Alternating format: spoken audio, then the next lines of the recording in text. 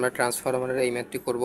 তো প্রশ্নে বলা আছে a transformer has 120 volt and 200 turns in its primary.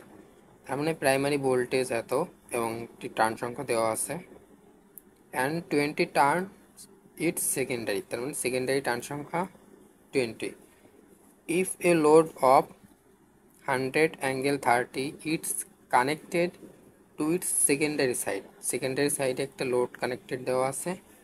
আমাদের বলা হয়েছে determine the secondary voltage, primary current and input impedance, মানে প্রাইমারির ইনপুট ইম্পিডেন্সটা বের করতে হবে। তো যে ডাটাগুলো দেওয়া আছে গিভেন ডাটা, ক্যালকুলেশনের সুবিধার জন্য আমরা ডাটাগুলো লিখে নেব। প্রাইমারি ভোল্টেজটা দেওয়া আছে V1 120 ভোল্ট এবং প্রাইমারি টার্ন সংখ্যা দেওয়া আছে N1 200, সেকেন্ডারি টার্ন সংখ্যা দেওয়া আছে 20 এবং বলা আছে if A load of 100 angle 30 is connected to secondary side, তার মানে সেকেন্ডারি সাইডের যে লোডটা, সেই লোডের একটা ভ্যালু দেওয়া আছে 100 অ্যাঙ্গেল 30। তোমাদের বের করতে হবে কি কি, যদি আমরা একটু লক্ষ্য করি, আমাদের বের করতে বলা আছে secondary voltage V2, primary current I1 এবং ইনপুট ইম্পিডেন্স, তার মানে প্রাইমারির ইনপুট ইম্পিডেন্স। তো V2 ফার্স্ট অফ অল আমরা V2 বের করে দেখব।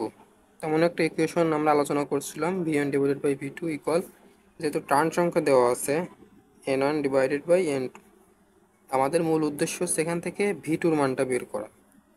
তাহলে V2 equal into N2 divided by N1।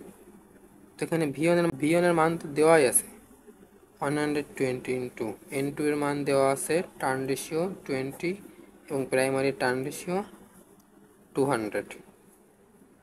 তো এটা সমাধান করে নিব। 12 ভোল্ট, মানে V2 মান আমাদের 12 ভোল্ট, এটার একটি অ্যান্সার। এবং আরেকটি বলা হয়েছে আয়ন বের করতে,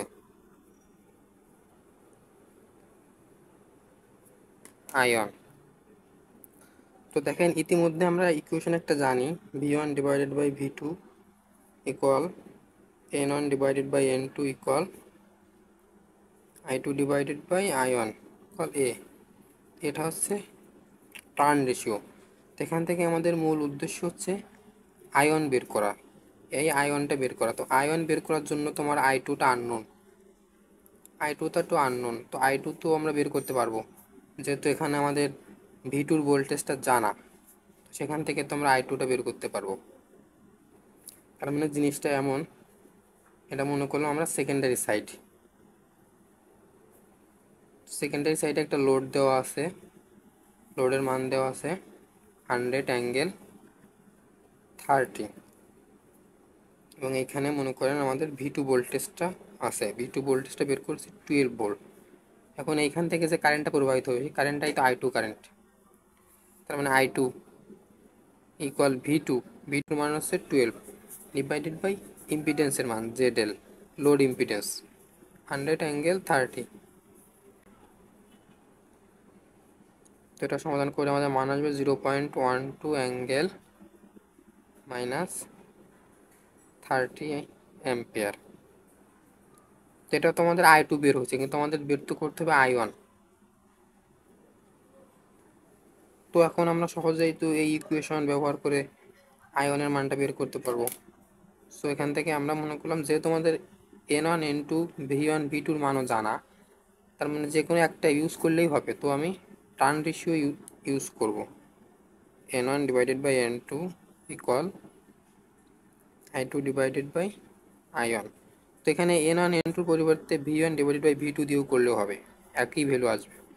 তোমাদের উদ্দেশ্য হচ্ছে এখান থেকে আয়নের মান বের করা। তার মানে I1 ইকুয়াল আমরা লিখতে পারি N2 into I2 divided by N1। তো তো জাস্ট মানগুলো যদি আমরা ইনপুট করে নেই, তো এটা সমাধান করে নিব। তোমাদের ভ্যালু আসবে 0.012 অ্যাঙ্গেল -30 ডিগ্রি, এত অ্যাম্পিয়ার।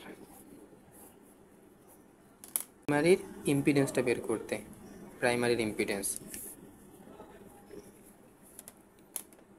তো আমরা যদি প্রাইমারির জন্য যদি চিত্রটা অঙ্কন করে নেই, এটা ছিল প্রাইমারির R1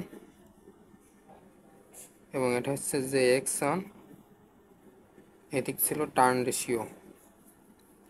তো নো লোড ব্রাঞ্চটাকে আমরা নাই বিবেচনা করলাম। তো এখানে প্রাইমারি ভোল্টেজ V1, প্রাইমারি ভোল্টেজটা দেওয়া ছিল 120 এবং প্রাইমারি যে কারেন্টটা প্রবাহিত হচ্ছে এই কারেন্টটার মানও আমরা বের করছি। তখন আমাদের উদ্দেশ্য হচ্ছে প্রাইমারির ইম্পিডেন্সটা বের করতে, ZP1। প্রাইমারি ইম্পিডেন্সটা তো এই দুটোই ইম্পিডেন্স, তখন এখান থেকে ZP1 কি লিখতে পারি আমরা, যেহেতু ভোল্টেজের মান জানা এবং কারেন্টের মানও জানা, তেমন সহজে আমরা লিখতে পারি V1 ডিভাইডেড বাই I1।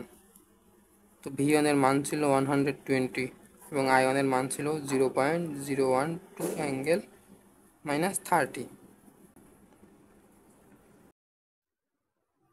তো এটিই ছিল আমাদের আজকের সমাধান। ভিডিওটি ভালো লাগলে একটি লাইক দিবেন এবং ইংলিশে রাইটার ধারাবাহিক ম্যাথের সমাধান পেতে আমাদের চ্যানেলটি সাবস্ক্রাইব করে রাখবেন। ধন্যবাদ সবাইকে।